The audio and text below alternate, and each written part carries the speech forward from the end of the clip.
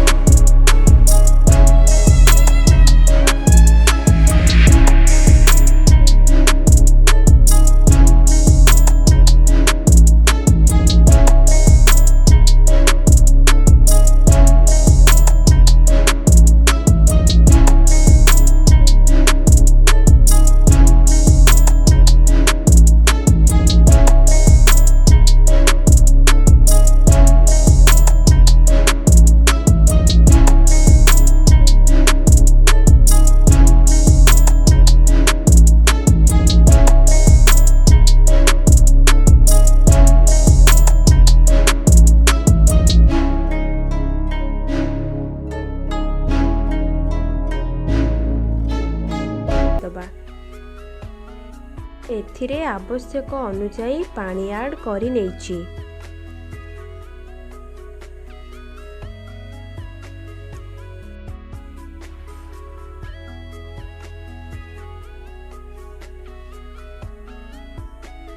देखंतु एबे तरकारीटी भल भाबरे फुटी जाइछि।